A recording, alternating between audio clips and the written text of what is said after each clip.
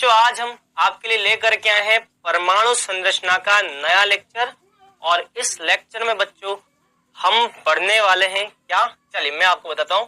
इस लेक्चर में हम बच्चों क्वांटम संख्या का एक तो रिवीजन करेंगे, क्वांटम संख्या का रिवीजन, और दूसरा हमें देखना है यहां पे क्या बेटा,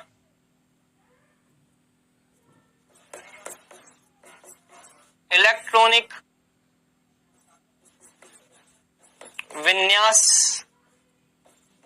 भरने के नियम। ये दो चीजें बच्चों आज की क्लास में हमको कवर करनी है।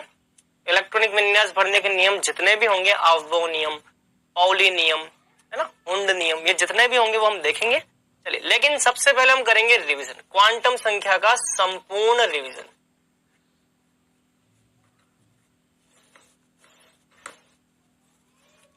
मैं ये फिर से क्यों करवा रहा हूं, क्योंकि कई बच्चों ने बोला कि सर क्वांटम संख्या में थोड़ी बहुत चीजें हमें कम समझ में आ रही, तो मैं सोच रहा हूं कि एक बार हम थोड़ा सा रिवाइज कर लेते हैं। ठीक है, मैं आपको पूरा का पूरा फिर से समझा रहा हूं बेटा। मैं आपसे जो बोलूं बस आप वो करते जाओ, आपको आंसर मिलता जाएगा, आपको समझ में आता जाएगा। आपको एक टेबल बनानी है, उस टेबल में यहां पे आपको लिखना है n, उसके पास में यहां पे आपको लिखना है उपकोष की संख्या। क्या लिखना है बेटा, उपकोष की संख्या।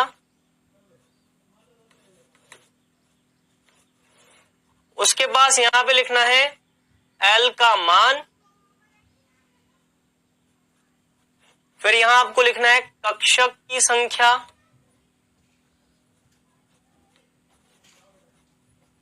उसके पास यहां आपको लिखना है इलेक्ट्रॉन की संख्या, यहां आपको लिखना है इलेक्ट्रॉन की संख्या। ये बनाना आपको टेबल के अंदर। ठीक है, चलो अभी सब समझ में आएगा बेटा, पूरा का पूरा क्वांटम नंबर यहां पे रिवाइज। ठीक है, चल मैं काम करता हूं, इलेक्ट्रॉन की संख्या को भी मैं थोड़ा और छोटा कॉलम रखता हूं इलेक्ट्रॉन की संख्या का, इलेक्ट्रॉन की संख्या का कॉलम में थोड़ा और छोटा रखता हूं। चलो ठीक है, चलो सबसे पहले हम शुरुआत करेंगे बेटा n का मान 1 के लिए। n का मतलब क्या है बेटा, मुख्य क्वांटम संख्या। इसको हम क्या बोलते हैं, मुख्य क्वांटम संख्या, प्रिंसिपल क्वांटम नंबर। मुख्य क्वांटम संख्या का मतलब n का मान, यहां पे हम लिखेंगे n का मान 1। अगर n का मान 1 है तो बेटा याद रखना हमेशा उपकोषों की संख्या भी n के बराबर होगी। किसके बराबर, n के बराबर। यदि मुख्य क्वांटम संख्या n दे रखी है तो उपकोषों की संख्या भी n के बराबर होगी। याद रहेगा, सबसे पहला पॉइंट याद रहेगा। अगर n का मान आपको दे रखा है, उस n के मान में उपकोषों की संख्या कितनी होगी, n के बराबर। मतलब कि अगर n का मान 1 है तो उपकोष की संख्या n के बराबर होगी। अगर n का मान 2 है तो उपकोष की संख्या 2 के बराबर होगी। अगर n का मान 3 है तो उपकोष की संख्या 3 के बराबर होगी। और अगर n का मान 4 है तो उपकोष की संख्या 4 के बराबर। n का मान 5 है तो उपकोष की संख्या 5 के बराबर। उपकोष की संख्या कितनी होगी वो n के मान पर निर्भर करेगी। पहला पॉइंट समझ में आ गया, ध्यान रखना, उपकोष की संख्या कितनी होगी वो निर्भर करेगी n के मान पर। n का मान जितना होगा उतनी ही उपकोष की संख्या। क्लियर, चलो अब हमें बोला जाए कि दिए हुए n के मान के लिए L का क्या क्या मान होगा, तो ये होता है 0 से n-1। कल बताया था ना मैंने, L का मान क्या होता है, 0 से n-1। चलो n का मान 1 है तो 0 से 1-1। n का मान 1 है तो 0 से लेकर के 1-1, मतलब कि क्या आएगा आंसर, 0 ही आएगा। चलो n का मान यदि 2 है, n का मान यदि 2 है तो 0 से 2-1, 0 से 2-1, 2-1 मतलब कि 1, यहाँ पे 0 और 1। 0 से स्टार्ट करना है, 0 से स्टार्ट करके n-1 n का मान कितना है 2, तो 2 माइनस 1 तो 0 और 1, ये आंसर हो जाएगा। n का मान अगर 3 है तो 0 से 3 माइनस 1 तो 0 से 3 माइनस 1 मतलब कि 2, 3 माइनस 1 2 होता, 0 1 2, ये हो जाएगा बेटा आंसर। तो ध्यान रखना यदि n का मान गिवन है तो हम उपकोषों की संख्या ज्ञात कर सकते हैं और l का मान क्या होगा वो भी ज्ञात। उपकोषों की संख्या कितनी होगी 1 और वो एक उपकोष के लिए बच्चों l का मान क्या होगा 0। उपकोषों की संख्या कितनी होगी 2 और वो दोनों उपकोष के लिए l का मान कितना होगा 0 और 1। उपकोषों की संख्या कितनी होगी 3 और तीनों उपकोषों के लिए l का मान कितना होगा 0 1 2। ये 3 उपकोष है बेटा, इन तीनों उपकोषों के लिए एक 0 होगा, दूसरा 1 होगा, तीसरा 2 होगा। चलिए l का मान 0 किसके लिए होता है s उपकोष के लिए, किसके लिए होता है s उपकोष के लिए। l का मान 0 किसके लिए होता है s उपकोष के लिए। l का मान 1 किसके लिए होता है p उपकोष के लिए। l का मान 0 किसके लिए होता है s उपकोष के लिए। l का मान 1 किसके लिए होता है p उपकोष के लिए। l का मान 2 किसके लिए होता है d उपकोष के लिए। समझ में आई यहां तक? अच्छा मान लो n का मान 4 है, चलो अगर n का मान 4 है तो उपकोष की संख्या भी कितनी होगी बेटा, उपकोष की संख्या भी 4 हो जाएगी। यदि n का मान 4 है तो उपकोष की संख्या भी n के बराबर 4। और ये चारों मान क्या क्या होंगे, इनके लिए l का मान क्या क्या होगा, तो 0 से स्टार्ट करना है, 0 से n-1 तक जाना, 0 से स्टार्ट करो 1 2 और 3, ये आंसर आ जाएगा। l का मान 0 किसके लिए होता है s, l का मान 1 किसके लिए होता है p, l का मान 2 किसके लिए होता है d, l का मान 3 किसके लिए होता है f, s p d f, ये आ जाएगा। चलो अब यहाँ पे देखना हमको कक्षक की संख्या, क्या बेटा कक्षक की संख्या। दिए हुए n मान के लिए कक्षक की संख्या क्या होती है n स्क्वायर। अगर n का मान दे रखा है तो कक्षक की संख्या होगी n स्क्वायर। n बराबर 1 के लिए कक्षक की संख्या क्या आ जाएगी 1 का स्क्वायर, मतलब कि 1। n का मान 2 है मतलब कि कक्षक की संख्या 2 का स्क्वायर 4। n का मान 3 है मतलब कक्षक की संख्या 3 का स्क्वायर 9। n का मान 4 है मतलब कक्षक की संख्या 4 का स्क्वायर 16। ऐसे आ जाएगा, ठीक है। मैं काम करता हूं, मैं सारे मान को थोड़ा आगे लिखता हूं। 1 का स्क्वायर 1, 2 का स्क्वायर 4, 3 का स्क्वायर 9, 4 का स्क्वायर 16। तो मैं यहां लिखता हूं 1 का स्क्वायर, n का स्क्वायर 1 का स्क्वायर 1, n का मान अगर 2 है तो 2 का स्क्वायर 4, n का मान अगर 3 है तो 3 का स्क्वायर 9, n का मान अगर 4 है तो 4 का स्क्वायर 16, ये आ जाएगा। अब तो समझ में आ रहा होगा। चलो अब बेटा देखो, यदि l का मान दिया हुआ है तो कक्षक की संख्या कैसे निकालते हैं। दिए हुए l मान के लिए कक्षक की संख्या होती है बेटा 2l + 1। ध्यान रखना, दिए हुए l के मान के लिए कक्षक की संख्या होती है 2l + 1। चलो यहाँ पे कक्षक कितने आएंगे, चलो 2 × l + 1, 2 × 0 + 1, तो यहाँ पे कक्षक आ जाएगा 1। फिर 2 × l + 1 0, 2 × 0 + 1, तो यहाँ पे कक्षक कितना आएगा 1। चलो l का मान 1 तो 1, तो 2 × 1 + 1, तो यहाँ पे आ जाएगा 3। चलो l का मान फिर से 0, 0 मान रखो, 2 × 0 + 1 1। l का मान 1 तो 2 × 1 + 1 3। l का मान 2, l का मान 2 मतलब कि 2 × 2 + 1 5 आएगा। l का मान 0, l के मान 0 के लिए कक्षक 1, l का मान 1, 2 × 1 + 1 3। l का मान 2, 2 × 2 + 1 5 और l का मान 3, 2 × 3 + 1 7, ये आ जाएगा। क्लियर यहां तक की बात। इसका मतलब S उपकोष के लिए एक कक्षक होता है, S उपकोष के लिए एक कक्षक होता है, P उपकोष के लिए 3 कक्षक होते हैं जो हमने कल देखे Px, Py, Pz। तो P उपकोष के लिए 3 कक्षक है Px, Py, Pz। S उपकोष के लिए फिर से एक कक्षक, P उपकोष के लिए हमने कल देखे Px, Py, Pz 3 कक्षक है, और D उपकोष के लिए 5 कक्षक है dxy, dyz, dzx, dx2y2, dz²। तो याद आएगा S कक्षक के लिए 1, P कक्षक के लिए 3, D कक्षक के लिए 5 कक्षक और F उपकोष के लिए 7 कक्षक होते हैं। तो ये आ जाएगा बेटा। अच्छा, तो कक्षक की संख्या में 2 कॉलम हो गए। दिए हुए L मान के लिए कक्षक की संख्या ये n² आएगा। दिए हुए L मान के लिए कक्षक की संख्या ये आ जाएगी और दिए हुए n मान के लिए कक्षक की संख्या ये आ जाएगी। यहाँ पे देखो कक्षक कितना 1, तो देखो 1 मतलब कि 1 कक्षक। यहाँ पे दूसरी कक्षा में 1 कक्षक ये और दूसरी कक्षा में 3 कक्षक, 1 और 3 कितना हो गया 4। तीसरी कक्षा में S भी है, P भी है, D भी है, 1 कक्षक भी, 3 भी, 5 भी, इन तीनों का योग कितना होगा 9। चौथी कक्षा में S भी है, P भी है, D भी है, F भी है, 1 भी है, 3 भी है, 5 भी है, 7 भी, इन सब का योग कितना होगा 16।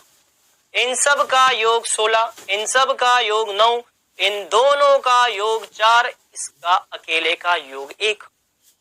ऐसे आ जाएगा।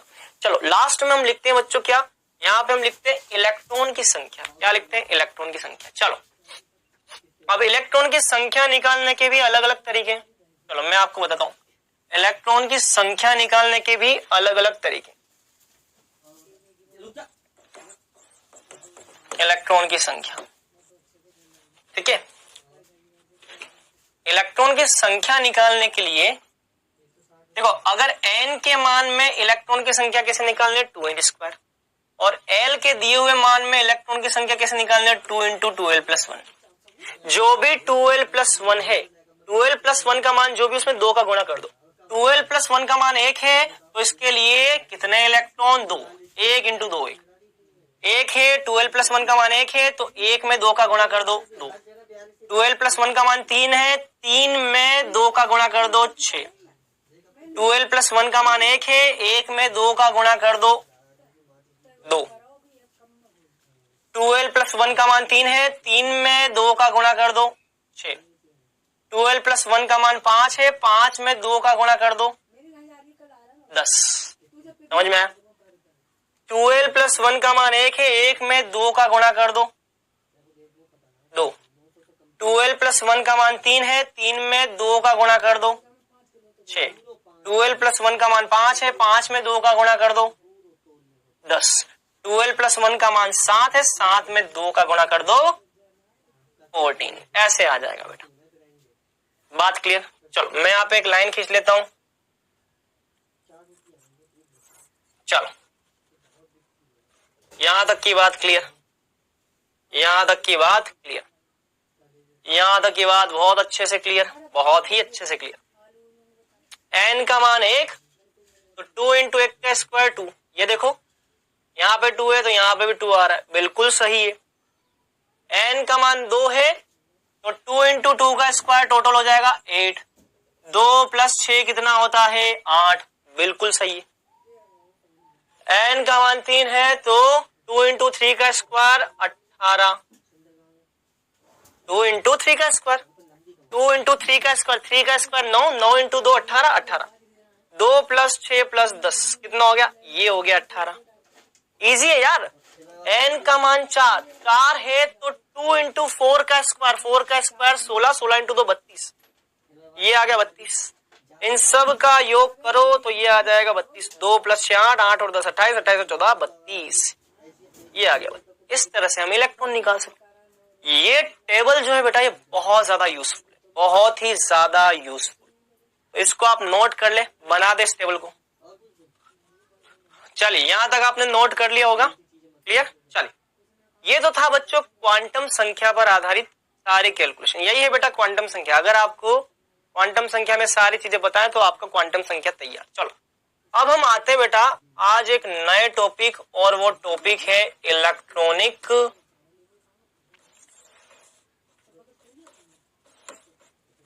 विन्यास भरने के नियम। इलेक्ट्रॉनिक विन्यास भरने के नियम, इस पर आते हैं। सबसे पहले हम देखते हैं इलेक्ट्रॉनिक विन्यास होता क्या है। चलो इलेक्ट्रॉनिक विन्यास क्या होता है, आ जाओ। इलेक्ट्रॉनिक विन्यास, ये इलेक्ट्रॉनिक विन्यास होता क्या है, चलो मैं आपको बताता हूं। ऐसा समझो बच्चों, एक क्लास है, ठीक है, एक क्लास है, ठीक है। यहाँ पे कक्षा का गेट है, गेट से अंदर यहाँ पे मास्टर जी है, मास्टर जी यहाँ पे खड़े हैं, और ये पहली बेंच है, ये दूसरी बेंच है, तीसरी बेंच है, चौथी बेंच है, ठीक है। यहाँ पे क्लास है, क्लास में बच्चे बैठे हुए हैं, ये यहाँ पे बच्चे बैठे हुए हैं, यहाँ पे भी बैठे हुए हैं, यहाँ पे भी बैठे हुए हैं, यहाँ पे भी बैठे हुए हैं, यहाँ पे बच्चे बैठे हुए हैं, इस तरीके से, ठीक है। ये बच्चे बैठे हुए बेटा, ये सारे बच्चे बैठे हुए, समझना बेटा, बहुत ही इंटरेस्टिंग है। अब आप मुझे बताओ, ये कक्षा है, इस कक्षा के अंदर बेटा बच्चों के बैठने की एक निश्चित व्यवस्था है। आप देख सकते हो यहाँ पे पहली बेंच में 5 बच्चे हैं, 1 2 3 4 5। दूसरी बेंच में भी कुछ बच्चे हैं, जैसे कि 1 2 3 4 5, हो सकता है एक बच्चा यहाँ पे और आ जाए, 6 भी बैठ सकते हैं, हो सकता है यहाँ पे एक और आ जाए 7। पहली बेंच पर मतलब पहली लाइन में 5 बच्चे, दूसरी लाइन में 7 बच्चे, तीसरी लाइन में फिर 6 बच्चे, फिर 4 बच्चे। कहने का मतलब ये कि जिस प्रकार से एक क्लास में बच्चों के बैठने की व्यवस्था होती है, इस व्यवस्था को हम बोलते हैं बेटा विन्यास। विन्यास का मतलब होता है बेटा व्यवस्था। बच्चे कक्षा में किस तरीके से बैठे हुए, उनके बैठने का तरीका क्या है, क्रम क्या है। भाई पहली लाइन में 5 बच्चे, दूसरी लाइन में 7 बच्चे, तीसरी लाइन में 6 बच्चे, फिर 5 बच्चे, फिर 4 बच्चे, एक व्यवस्था बनी। इसी प्रकार से परमाणु के अंदर भी नाभिक के चारों ओर इलेक्ट्रॉनों के भरने का कुछ ना कुछ क्रम होगा। पहली कक्षा में इलेक्ट्रॉन 2 होंगे, दूसरी कक्षा में 8 होंगे, तीसरी कक्षा में 18 होंगे, चौथी कक्षा में कुछ और होंगे। कहने का मतलब जिस प्रकार से क्लास में बच्चे अलग अलग व्यवस्था में जमे हुए हैं, बैठे हुए हैं, एक निश्चित व्यवस्था बनी हुई है, अलग अलग नहीं, एक निश्चित व्यवस्था बनी हुई है। जैसे क्लास में बच्चों की एक व्यवस्था है, बच्चे निश्चित क्रम में बैठे हुए, निश्चित व्यवस्था में बैठे हुए, उसी प्रकार से परमाणु के अंदर नाभिक के चारों ओर भी इलेक्ट्रॉनों के जमने की एक निश्चित व्यवस्था होती है।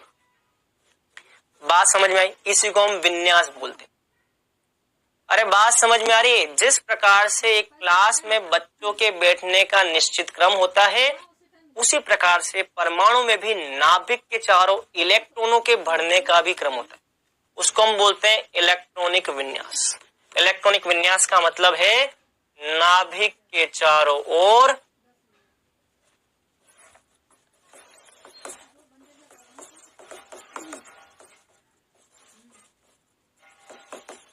इलेक्ट्रॉन के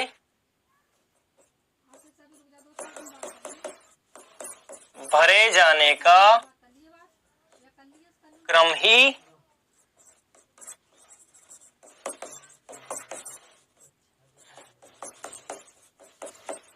इलेक्ट्रॉनिक विन्यास कहा जाता है। नाभिक के चारों ओर इलेक्ट्रॉन के भरे जाने का क्रम ही इलेक्ट्रॉनिक विन्यास कहा जाता है। अब बच्चों नाभिक के चारों ओर इलेक्ट्रॉन किस प्रकार से भरे जाएंगे? भाई क्लास में बच्चों के बैठने की व्यवस्था क्या होगी, ये कौन डिसाइड करेगा? मास्टर जी डिसाइड करेंगे। मास्टर जी ने बोला कि भैया पहली लाइन में और दूसरी लाइन में केवल लड़कियां बैठेंगी, तो भैया लड़कियां बैठेंगी तो बैठेंगी। सर ने बोल दिया तो भैया बोल दिया, बैठेंगी लड़कियां। मास्टर जी ने बोल दिया कि एक काम करो, दाईं तरफ वाले जितने भी बेंच है उसमें लड़के बैठ जाओ, बाईं तरफ वाली बेंच में लड़कियां बैठ जाओ। व्यवस्था मास्टर जी ने बोल दिया, मतलब की व्यवस्था है तो नियम का पालन करना, नियमों के हिसाब से ही आपको क्लास में बैठना। उसी प्रकार से बच्चों नाभिक के चारों ओर इलेक्ट्रॉनों के भरने के भी कुछ नियम होते हैं, कुछ कायदे हैं, कुछ कानून हैं। गाड़ी लेकर के मार्केट में निकल गए, लाल बत्ती जलेगी तो हमको गाड़ी को रोकना ही रोकना है। लाल बत्ती जलने पर कोई गाड़ी चलाता है क्या?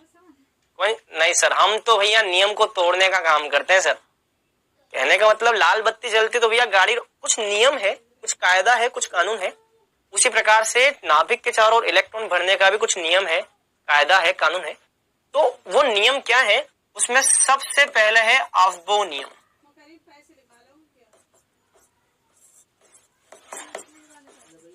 सबसे पहला क्या है बेटा? अफबाउ नियम। अफबाउ का मतलब होता है बेटा सबसे पहले, सर्वप्रथम।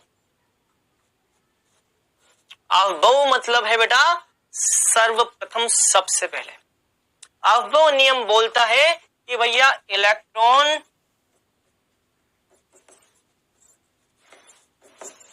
नाभिक के चारों ओर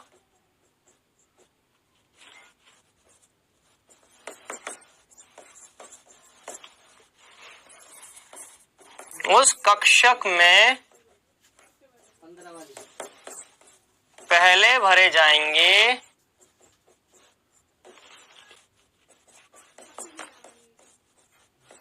जिसकी ऊर्जा सबसे कम है। नाभिक के चारों ओर उस कक्षक में पहले इलेक्ट्रॉन भरे जाएंगे जिसकी ऊर्जा सबसे कम है। इलेक्ट्रॉन नाभिक के चारों ओर उस कक्षक में पहले भरे जाएंगे जिसकी ऊर्जा सबसे कम है। जिसकी ऊर्जा सबसे कम होगी उसी में पहले इलेक्ट्रॉन भरे जाएंगे। क्लियर? तो बच्चों ध्यान रखना, इलेक्ट्रॉन सबसे पहले उस कक्षक में भरे जाएंगे जिसकी ऊर्जा सबसे कम है। अब हमें देखना है कि भैया सबसे कम ऊर्जा किस कक्षक की। चलो, तो किस कक्षक की ऊर्जा सबसे कम है, ऊर्जा का क्रम क्या होगा? चलो, तो अब हम लिखेंगे कक्षकों की ऊर्जा का क्रम। चलो, कक्षक की ऊर्जा का क्रम। अब हमको पढ़ना है बेटा कक्षक की ऊर्जा का क्रम। अच्छा, कक्षक की ऊर्जा का क्रम पढ़ने से पहले मैं आपको एक चीज और बता दूं। पहली कक्षा में एस कक्षक को हम क्या लिखते हैं बेटा? पहली कक्षा में जो एस कक्षक है इसको हम लिखते हैं, पहली कक्षा में एस कक्षक को हम किससे प्रदर्शित करते हैं? 1s से। किससे प्रदर्शित करते हैं? 1s से। दूसरी कक्षा में जो एस कक्षक है इसको हम लिखते हैं 2s। दूसरी कक्षा में जो पी कक्षक है उसको हम लिखते हैं 2p। तीसरी कक्षा में जो एस कक्षक है उसको हम लिखते हैं 3s। तीसरी कक्षा में जो पी कक्षक है उसको हम लिखते हैं 3p। तीसरी कक्षा में जो डी कक्षक है उसको हम लिखते हैं 3d। चौथी कक्षा में जो एस कक्षक है उसको हम लिखते हैं 4s। चौथी कक्षा में जो पी कक्षक है उसको हम लिखते हैं 4p। चौथी कक्षा में जो डी कक्षक है उसको हम लिखते हैं 4d। चौथी कक्षा और डी कक्षक 4d।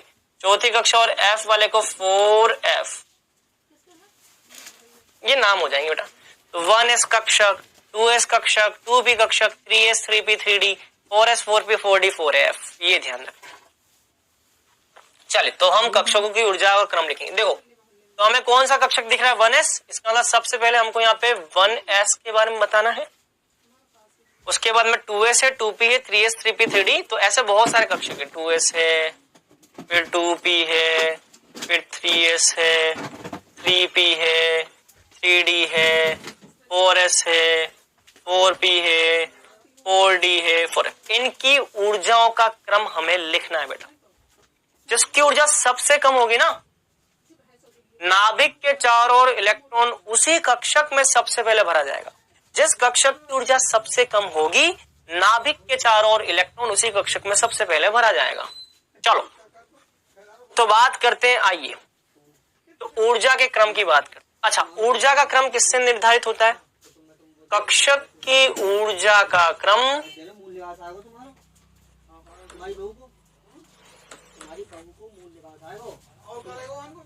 N+L नियम द्वारा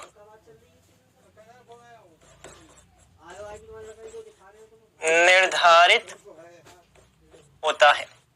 कक्षक की ऊर्जा का क्रम N+L नियम द्वारा निर्धारित होता है। इसके द्वारा N+L नियम द्वारा निर्धारित होता है। चलो, अब ये नियम क्या है देखेंगे। जिस कक्षक के लिए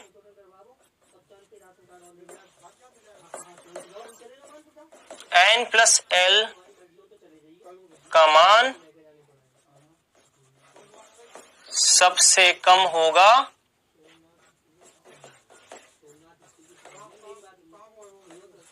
उसी में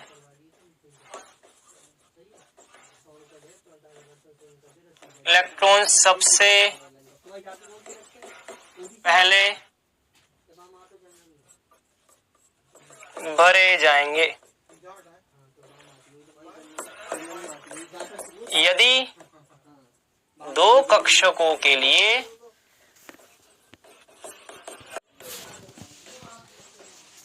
निर्धारित होता है। कक्षक की ऊर्जा का क्रम n प्लस एल नियम द्वारा निर्धारित होता है। इसके द्वारा n प्लस एल नियम द्वारा निर्धारित होता है। चलो अब ये नियम क्या है देखेंगे। जिस कक्षक के लिए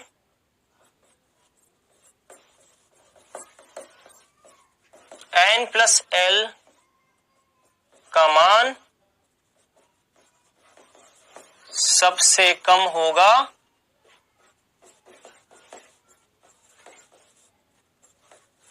उसी में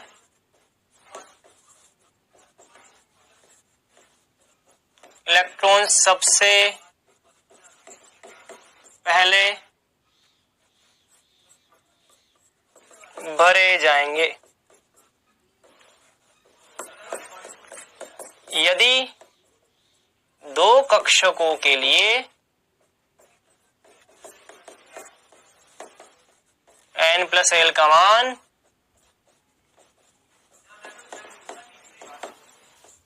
समान हो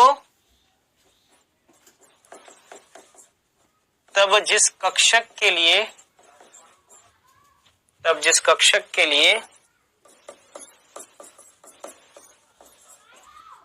n का मान न्यूनतम होगा उसी में पहले इलेक्ट्रॉन भरे जाएंगे। ये ध्यान रखना बेटा, इसी को हम बोलते हैं n प्लस एल नियम। ये है बेटा n प्लस एल नियम, लिखवा है ना। कक्षक की ऊर्जा का क्रम जो होगा वो n प्लस एल नियम द्वारा निर्धारित होगा। ये है n प्लस एल नियम। जिस भी कक्षक के लिए n प्लस एल का मान सबसे कम होगा उसी में इलेक्ट्रॉन सबसे पहले भर जाएंगे। और जिन दो कक्षकों के लिए n प्लस एल का मान समान होगा तब जिस कक्षक में n का मान न्यूनतम है उसमें पहले इलेक्ट्रॉन भर जाएंगे। चलो जैसे कि यहाँ देखो, यहाँ पे n का मान क्या है, यहाँ पे n का मान है 1। आगे जो लिखा होगा बेटा वो n का मान है, ये सब n का मान है। 3 4 ये सब n का मान है। n बराबर 1। चलो l का मान कितना होगा, s कक्षक के लिए l कितना होगा 0, s कक्षक के लिए l 0। n का मान कितना 2, n का मान 2, n का मान 3 3 3 4 4 4 4। p कक्षक के लिए l का मान कितना होगा 1, s कक्षक के लिए l का मान कितना 0, p कक्षक के लिए l का मान कितना 1, d कक्षक के लिए l का मान 2, s कक्षक के लिए l का मान 0, p कक्षक के लिए l का मान 1, d कक्षक के लिए l का मान 2, f कक्षक के लिए l का मान 3। चलो n प्लस एल कितना होगा, आ जाओ। n प्लस एल कितना होगा 1, n प्लस एल कितना होगा 2, n प्लस एल कितना होगा 3, n प्लस एल कितना होगा 3, n प्लस एल कितना होगा 4, n प्लस एल कितना होगा 5, n प्लस एल कितना होगा 4, n प्लस एल कितना होगा 5, n प्लस एल कितना होगा 6, n प्लस एल कितना होगा 7। इसका मतलब जिसके लिए भी n प्लस एल का मान सबसे कम होगा, जिस भी कक्षक के लिए n प्लस एल का मान सबसे कम होगा उसी में सबसे पहले इलेक्ट्रॉन भर जाएंगे। सबसे कम n प्लस एल का मान किसके लिए, 1 2 3 3 4 5, सबसे कम 1s के लिए। मतलब कि सबसे पहले इलेक्ट्रॉन 1s में भर जाएंगे क्योंकि इसकी ऊर्जा सबसे कम है, n प्लस एल का मान सबसे कम है। चलो फिर n प्लस एल का मान किसके लिए, 2s के लिए। उसके बाद इलेक्ट्रॉन भरे जाएंगे 2s में। बहुत अच्छी बात है। और उसके बाद इलेक्ट्रॉन भरे जाएंगे 2p, 2p के लिए 3 और 3s के लिए 3। अब देखो, यदि दो कक्षकों के लिए n प्लस एल का मान समान हो, यदि दो कक्षकों के लिए n प्लस एल का मान समान हो, तब जिस कक्षक में n का मान न्यूनतम है उसमें पहले इलेक्ट्रॉन भर जाएंगे। इसके लिए भी 3, इसके लिए भी 3, इसके लिए n का मान 2, इसके लिए n का मान 3, जिसमें न्यूनतम होंगे उसमें इलेक्ट्रॉन भर जाएंगे, मतलब 2p में पहले भर जाएंगे, 2p में पहले और फिर आ जाएंगे 3s में। क्लियर? चलो फिर 3p के लिए 4, 3d के लिए 5, 4s के लिए 4। यदि दो कक्षाओं के लिए n प्लस एल का मान समान है, तो जिसके लिए n का मान कम होगा उसमें पहले इलेक्ट्रॉन जाएंगे 3p में, 3p में पहले इलेक्ट्रॉन जाएंगे और फिर उसके बाद जाएंगे 4s में। क्लियर? चलो फिर 3d के लिए 5, 4p के लिए 5, 3d और 4p के लिए 5 5 है। यदि दो कक्षाओं के लिए n प्लस एल का मान समान है, तो जिसके लिए n का मान कम होगा उसमें पहले इलेक्ट्रॉन जाएंगे 3d में, 3d में जाएंगे और 3d के बाद जाएंगे 4p में। इस तरह से आपको इलेक्ट्रॉनों को भरना है। मैंने अभी यही लिखा है, इतना ही लिखा है। ये है बच्चों ऊर्जा का क्रम। जिसके लिए n प्लस एल का मान सबसे कम होगा उसकी ऊर्जा सबसे कम होगी, और अगर किसी दो कक्षाओं के लिए n प्लस एल का मान समान है, जिसके लिए n का मान कम होगा उसकी ऊर्जा कम हो जाएगी। इसी क्रम में इलेक्ट्रॉन भरे जाएंगे, सबसे पहले इसमें, फिर इसमें, फिर इसमें, फिर।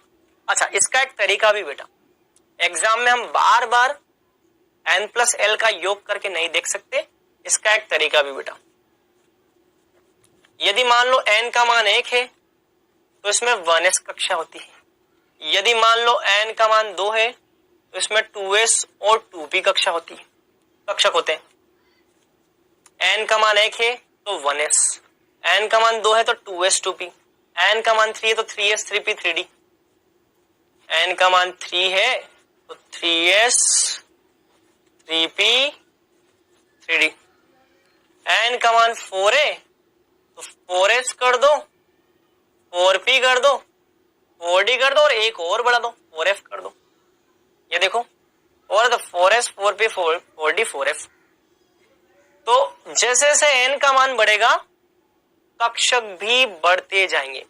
एक था तो s, 2 है तो 2p, 3 है तो d और f है तो f तक चले गए। 5 की बात करें तो 5 में भी 5s 5p 5d 5f 5g, आगे 5g भी लिखते हैं बेटा, 5g। बट अभी तक ऐसे तत्वों की खोज नहीं हो पाई है जिसमें हम 5g के अंदर इलेक्ट्रॉन भरें, तो ये हाइपोथेटिकल है, अभी हमको इसके बारे में बात नहीं करनी। इसी प्रकार से 6g वाले की खोज अभी तक नहीं हुई, मतलब g वाले पे अभी हमको चर्चा नहीं करनी, ऐसे तत्व की अभी खोज नहीं हुई है।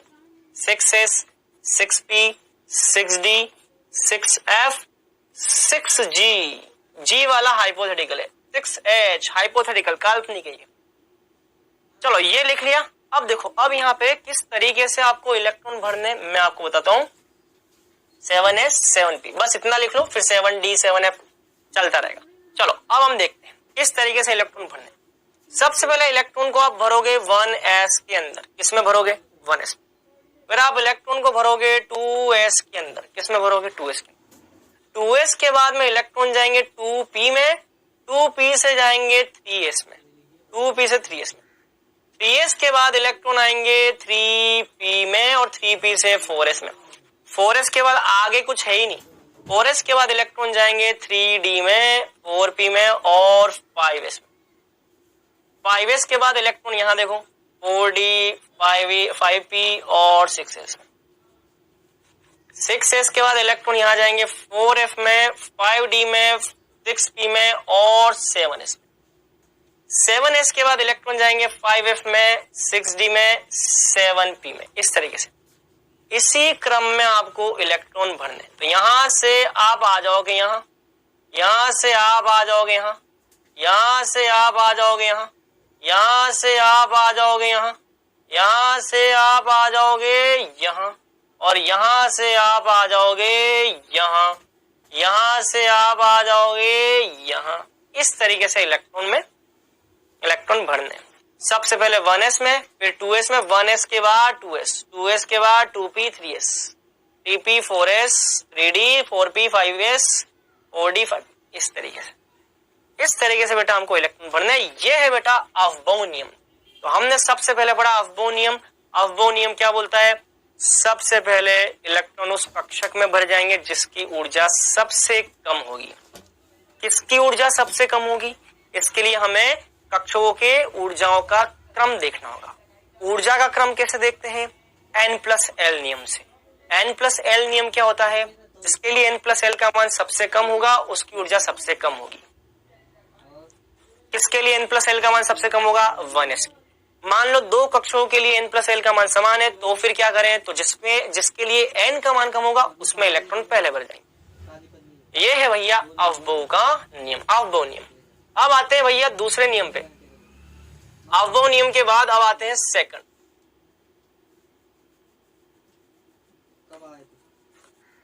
पाउली का अपवर्जन सिद्धांत या पाउली का अपवर्जन नियम। ठीक है, चल ये क्या होता है इसकी हम बात करें। देखो पाउली भाई साहब ने ये बोला कि जैसे मान लो 1s कक्षक है। क्या है? 1s कक्षक। 1s कक्षक में अधिकतम 2 इलेक्ट्रॉन आते हैं भैया। कितने आते हैं? अधिकतम 2 इलेक्ट्रॉन। 1s क्या कोई भी कक्षक हो उसमें अधिकतम 2 ही इलेक्ट्रॉन आ सकते हैं, एक दक्षिणावर्त चक्रण के साथ और दूसरा वामावर्त चक्रण के साथ। याद रखना बच्चों, पाउली के अपवर्जन नियम के अनुसार एक कक्षक में अधिकतम 2 ही इलेक्ट्रॉन आ सकते हैं, एक दक्षिणावर्त चक्रण के साथ और दूसरा वामावर्त चक्रण के साथ। पाउली के अपवर्जन नियम के अनुसार एक कक्षक में अधिकतम 2 इलेक्ट्रॉन आ सकते हैं, एक दक्षिणावर्त चक्रण के साथ, एक वामावर्त चक्रण के साथ। एक को इस तरह से सीधा दिखाना और एक को इस तरह से उल्टा दिखाना है। ठीक है, ये हो गया पाउली का अपवर्जन सिद्धांत।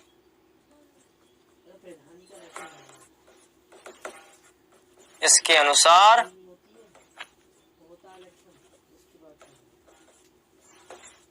एक कक्षक में अधिकतम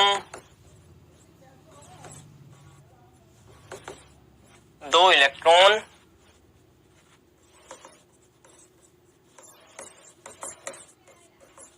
सदैव विपरीत चक्रण के साथ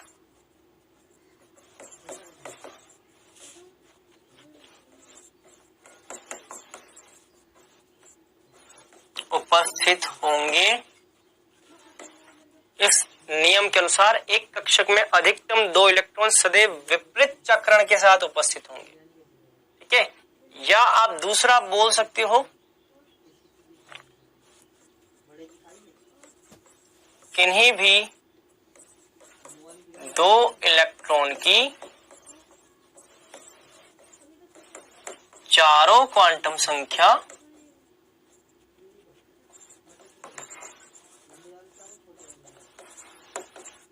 समान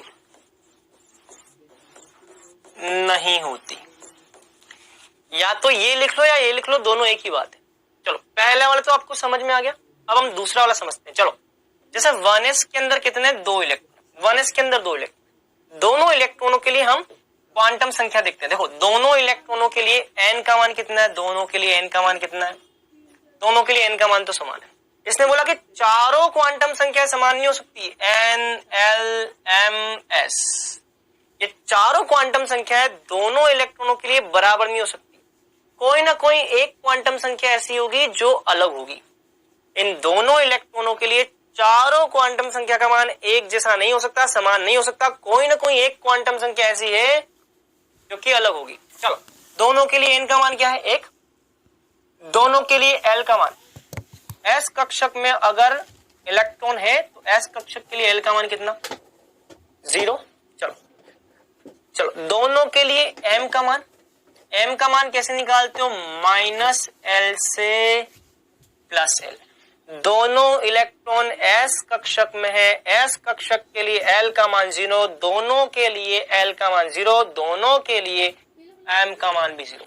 मतलब कि दोनों कक्षकों के लिए n का मान भी समान, सॉरी दोनों इलेक्ट्रॉन के लिए n का मान 1 दोनों इलेक्ट्रॉन के लिए l का मान 0 दोनों इलेक्ट्रॉन के लिए m का मान 0 लेकिन दोनों इलेक्ट्रॉन के लिए चक्रण क्वांटम संख्या का मान अलग अलग। अगर एक दक्षिणावर्त है तो दूसरा वामावर्त, एक का +½ और दूसरे का -½ चारों क्वांटम संख्या समान नहीं है। स्टार्टिंग के 3 दोनों इलेक्ट्रॉन के लिए समान है लेकिन चौथी वाली दोनों इलेक्ट्रॉन के लिए अलग अलग है। बात समझ में आई? यह है बच्चों पाउली के अपवर्जन सिद्धांत का अपवर्जन नियम भी बोल सकते हो, सिद्धांत भी बोल सकते हो। ठीक है, ये स्टेटमेंट। चलो अब आते हैं हम तीसरे पर। तीसरा नियम हुंड का अधिकतम बहुलता का नियम। हुंड का अधिकतम बहुलता का नियम। बच्चों एक बात ध्यान रखना, मैंने आपको ये वाला क्यों करवाया पता है आपको? क्योंकि आप एग्जाम में बार बार n+l का योग करके ये चेक नहीं करोगे कि किसके लिए n+l का मान कम है।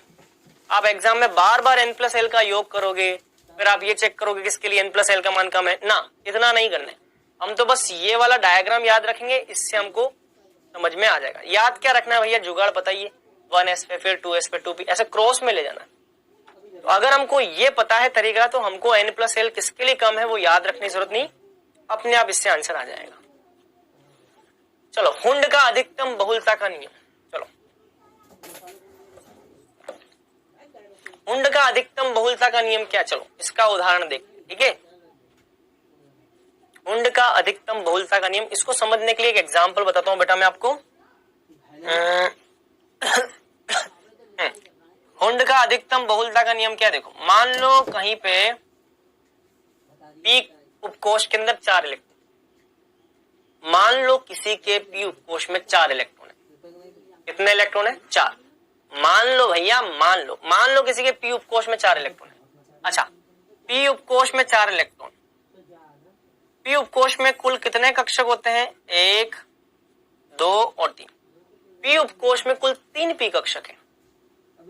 एक px होता है, एक py होता है, एक pz होता है।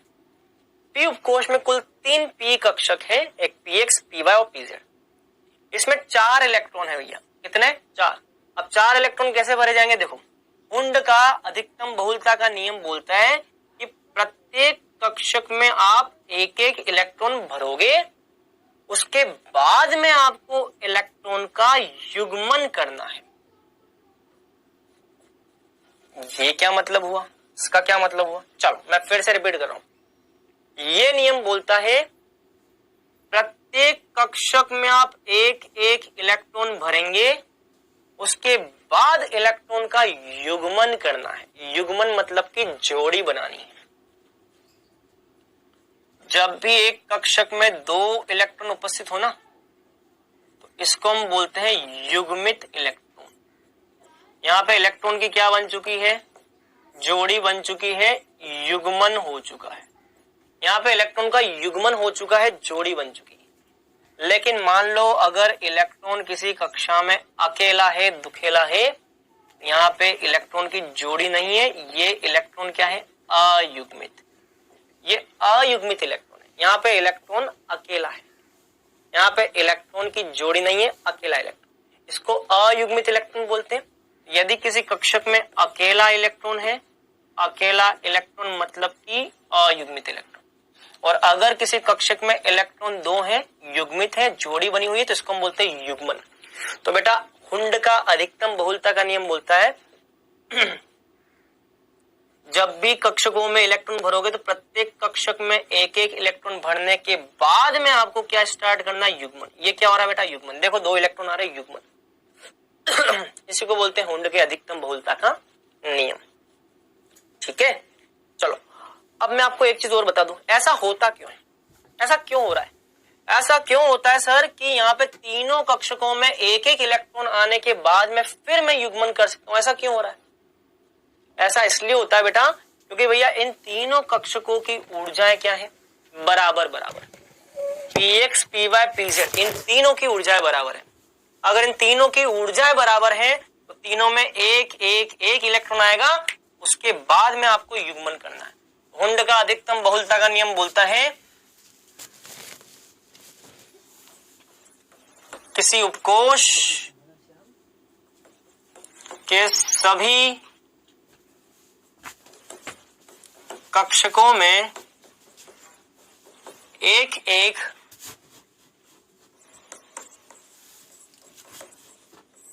इलेक्ट्रॉन बढ़ने के पश्चात ही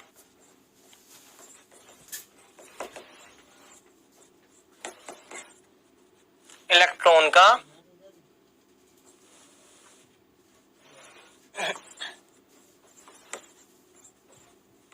युग्मन करना होता है। जब आप प्रत्येक कक्षक में एक एक एक इलेक्ट्रॉन भर दोगे उसके बाद युग्मन करोगे। अब देखो टोटल 4 है इलेक्ट्रॉन, पी उपकोष में 4 इलेक्ट्रॉन है, तो ये 4 इलेक्ट्रॉन कैसे आएंगे? एक इलेक्ट्रॉन, दूसरा इलेक्ट्रॉन, तीसरा और चौथा इलेक्ट्रॉन। ये है भैया आपका हुंड का अधिकतम बहुलता का नियम। चलो एक एग्जाम्पल और देखते हैं। मान लो डी के अंदर आपको 7 इलेक्ट्रॉन भरने, मान लो डी उपकोष के अंदर आपको 7 इलेक्ट्रॉन भरने हैं। मान लो डी उपकोष में आपको कितने इलेक्ट्रॉन भरने? 7। ये डी उपकोष में 7 इलेक्ट्रॉन कैसे आएंगे? आइए देखते हैं। डी उपकोष में कितने कक्षक होते हैं? 5। 1 2 3 4 5। 5 कक्षकों की ऊर्जाएं क्या है? समान है। इसीलिए प्रत्येक कक्षक में देखो क्या लिखा है, किसी उपकोष के सभी कक्षकों में एक एक इलेक्ट्रॉन भरने के बाद ही इलेक्ट्रॉन का युग्मन करना है। सभी कक्षकों में एक एक एक एक एक, सभी में एक एक इलेक्ट्रॉन भर दिए, उसके बाद में आपको क्या करना है? उसके बाद में युग्मन करना है। 5 इलेक्ट्रॉन, 5वां छठा और छठे के बाद ये 7वां, टोटल आ गए 7 इलेक्ट्रॉन। 7 इलेक्ट्रॉन जब भी भरेंगे तो 1 2 3 4 5 और फिर छठा इलेक्ट्रॉन युग्मन करोगे, फिर 7वां भी युग्मन करोगे। इस तरह से बच्चों इलेक्ट्रॉनों को भरना है। कौन कौन से कक्षक होते हैं? एक dxy होता है, एक dyz होता है, एक dzx होता है, dx2y2 होता है, dz² होता है। ये सारे कक्षक होते हैं बेटा, ठीक है। इसी को बोलते हैं हुंड के अधिकतम बहुलता का नियम। यहां तक की बात क्लियर है? इसको आप नोट कर ले जल्दी से।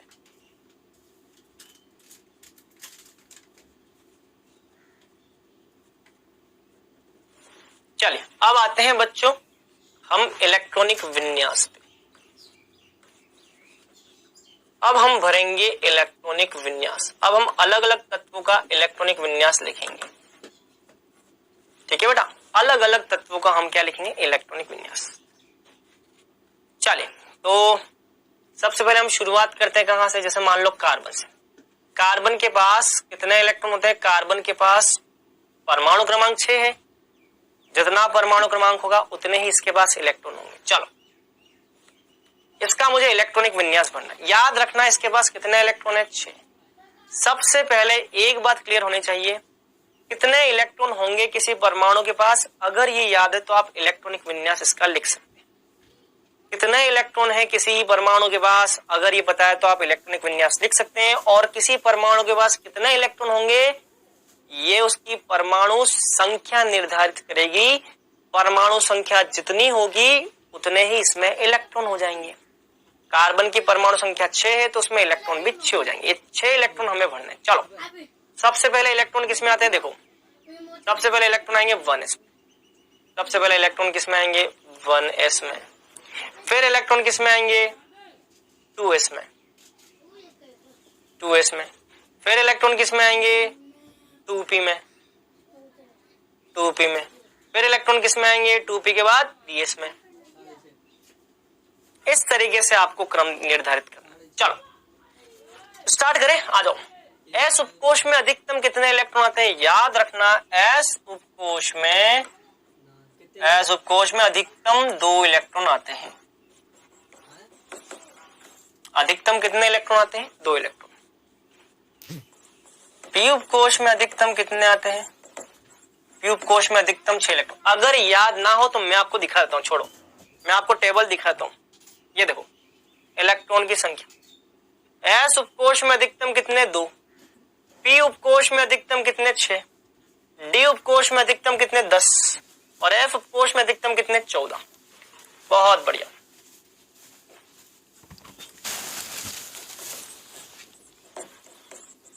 दस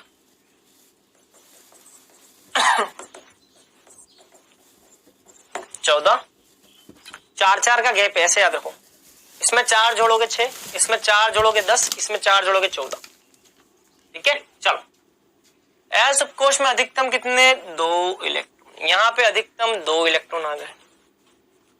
क्लियर, चलो फिर से एस उपकोष में अधिकतम कितने 2 इलेक्ट्रॉन आ गए।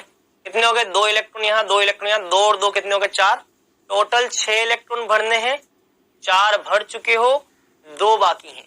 6 में से 4 भर दिए तो 2 बाकी और वो 2 इलेक्ट्रॉन यहां आ जाएंगे।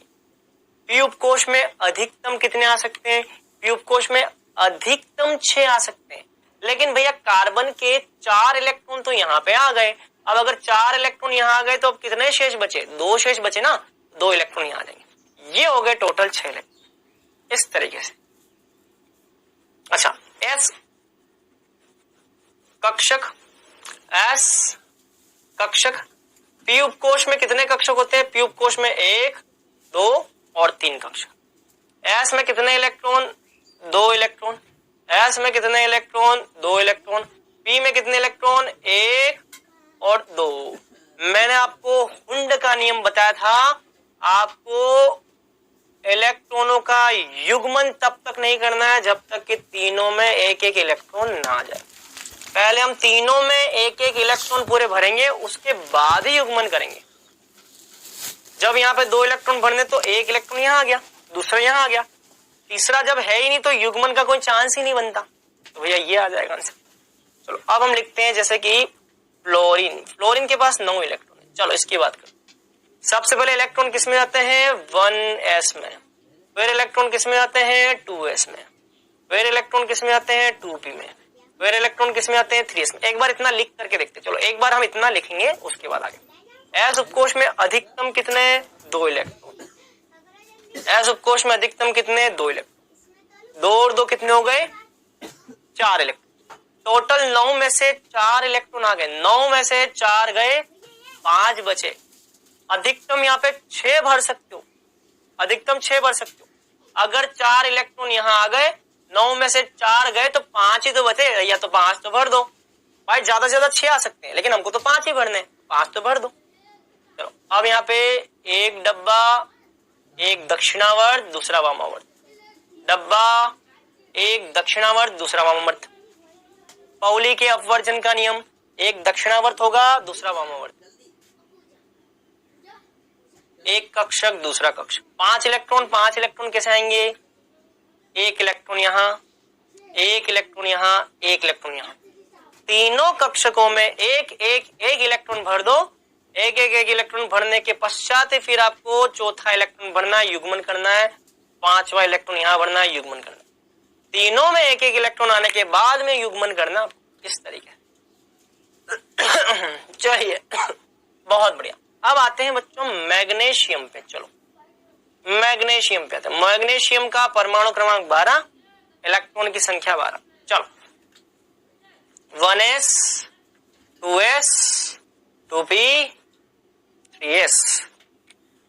1s में s उपकोष में अधिकतम 2, s उपकोष में अधिकतम 2।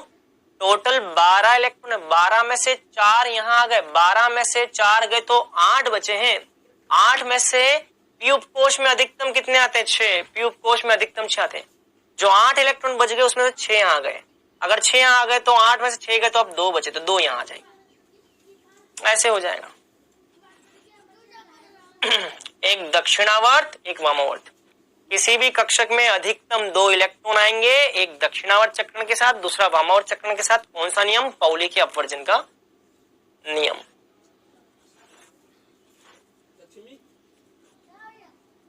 एक कक्षक, 2 कक्षक, 3 कक्षक, 6 इलेक्ट्रॉन, पहले 1 इलेक्ट्रॉन, फिर 1 इलेक्ट्रॉन, फिर 1 इलेक्ट्रॉन। तीनों में जब आ जाएगा फिर करना है युग्मन युग्मन युग्मन, इस तरीके से। ठीक है, चलो मैग्नीशियम हो गया। इसके बाद हम करेंगे क्या, फोस्फोरस, फोस्फोरस में 15 इलेक्ट्रॉन। चलो इसको ट्राई करो बच्चों, एक बार इसको ट्राई करो। चलो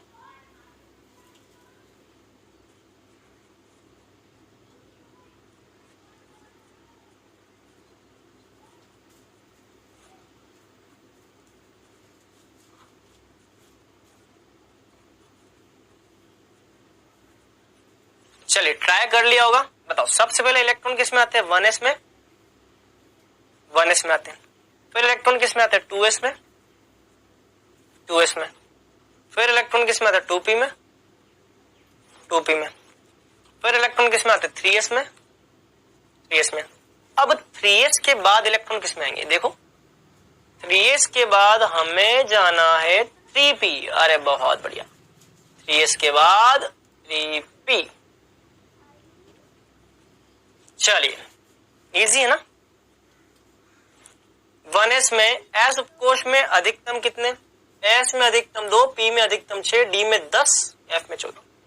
s में अधिकतम 2, s में अधिकतम 2।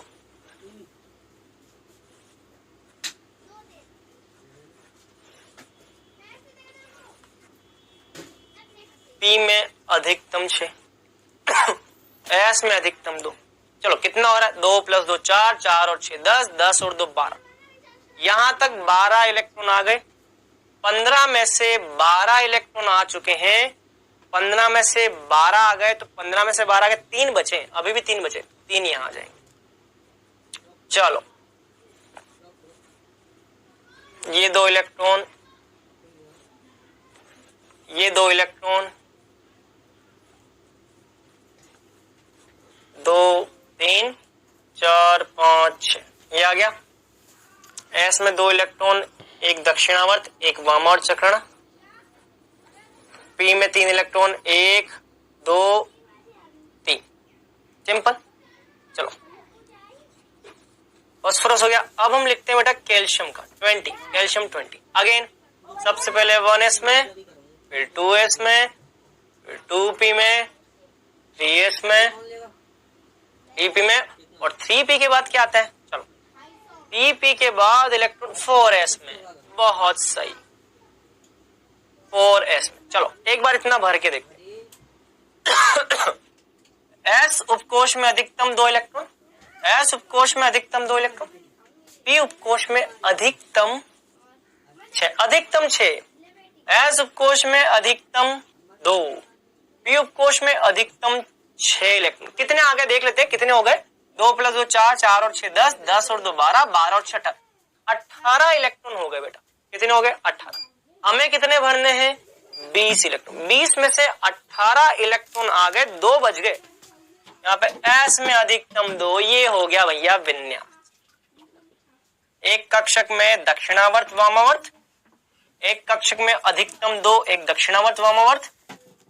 p कक्षक में अधिकतम 6, 1 2 3, फिर युग्मन होगा 4 5 6। s कक्षक में अधिकतम 2, p कक्षक में अधिकतम 6, 1 2 3, तीनों कक्षक में एक एक इलेक्ट्रॉन आ जाएंगे। फिर युग्मन स्टार्ट करो इस तरीके से। s कक्षक में अधिकतम 2, इतना सिंपल, समझ में आया? तो ये है बच्चों इलेक्ट्रॉनिक विन्यास को भरने का तरीका। यहाँ पे बच्चों इसके बाद हमको पढ़ना है क्रोमियम। क्रोमियम में आते हैं 24 इलेक्ट्रॉन। अब हमें क्या भरने? क्रोमियम में 24 इलेक्ट्रॉन। क्या भरने? 24 इलेक्ट्रॉन। क्रोमियम में 24 इलेक्ट्रॉन कैसे आएंगे? चलो सबसे पहले 1s, फिर 2s। चलो क्रोमियम से पहले मैं काम करता हूं टाइटेनियम। चलो टाइटेनियम की हम बात करते हैं। 22, 1s 2s, 2p, 3s, 3p, 4s, 3d। चलो 22 इलेक्ट्रॉन। s में अधिकतम कितने? 2 भाई। s में अधिकतम कितने आएंगे? 2। इस s में अधिकतम कितने आएंगे? 2। इस p में अधिकतम कितने आएंगे? 6। इसमें s में अधिकतम कितने आएंगे? 2। p में अधिकतम कितने आएंगे? 6। s में अधिकतम कितने आएंगे? 2। अच्छा 4s के बाद में क्या आएगा? 3d। 4s के बाद में क्या आता है भाई? और एस के बाद में आता है थ्री डी और एस के बाद में 3D। अधिकतम 2 अधिकतम 2 अधिकतम 6 अधिकतम 2 अधिकतम 6 अधिकतम 2 कितने आ गए देखो 2 + 2 4 4 और 6 10 10 और 2 12 12 और 6 18 18 और 2 20 इलेक्ट्रॉन। यहां तक आ गया 20 इलेक्ट्रॉन। अब हमको कितने भरने 22 में से 20 चले गए तो 2 और बचे। ये लो भैया 2 और इलेक्ट्रॉन। बहुत सही। एस कक्षक में 2 इलेक्ट्रॉन अधिकतम, एक दक्षिणावर्त दूसरा वामावर्त। एस कक्षक में 2 इलेक्ट्रॉन, एक दक्षिणावर्त एक वामावर्त। पी कक्षक में अधिकतम 6 इलेक्ट्रॉन, 1 2 3 पहले अयुग्मित इलेक्ट्रॉन, पहले सब में एक एक इलेक्ट्रॉन, फिर इलेक्ट्रॉन का युग्मन करना है।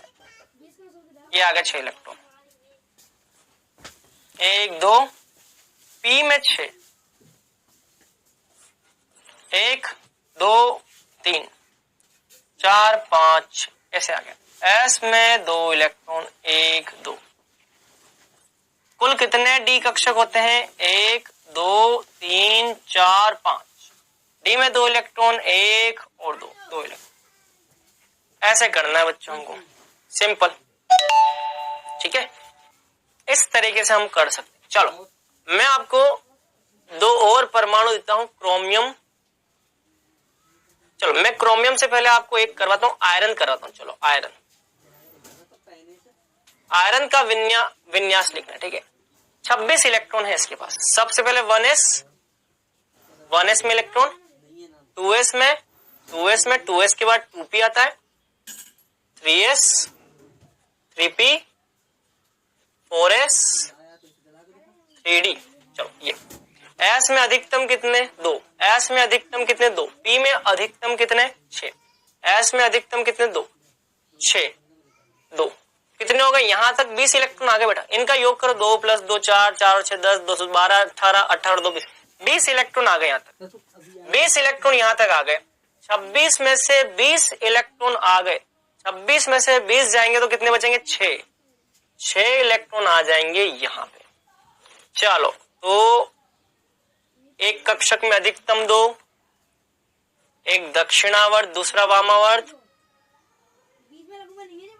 तीनों कक्षकों में एक एक इलेक्ट्रॉन, फिर करना है युग्मन। एस में अधिकतम 2, 6 इलेक्ट्रॉन है यहाँ पे, 6 इलेक्ट्रॉन 1 2 3 4 5 6। एस में अधिकतम 2 इलेक्ट्रॉन, डी में कितने 6 इलेक्ट्रॉन, 1 डब्बा 2 डब्बा 3 डब्बा 4 डब्बा और 5। 6 electron, 1 electron 2 electron 3 electron 4 electron 5 electron और यहाँ हो जाएगा 6ठा इलेक्ट्रॉन। एक बार सभी कक्षकों में एक एक इलेक्ट्रॉन भर दो, फिर इलेक्ट्रॉन का युग्मन। इस तरह से आंसर आ जाएगा। चलिए अब मैं आपको 2 बेटा होमवर्क में दे रहा हूँ, 24 29। ये दोनों आप बेटा होमवर्क में करके लाना।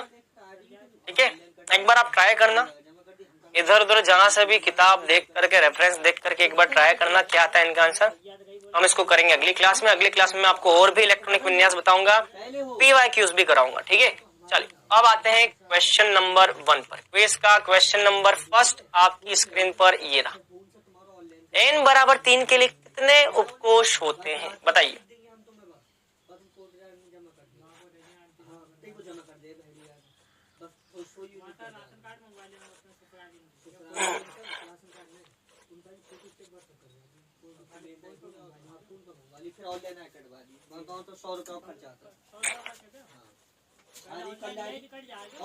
चलिए कर लिया होगा। एक कक्षक में अधिकतम कितने इलेक्ट्रॉन होंगे, एक कक्षक में अधिकतम कितने इलेक्ट्रॉन हो सकते।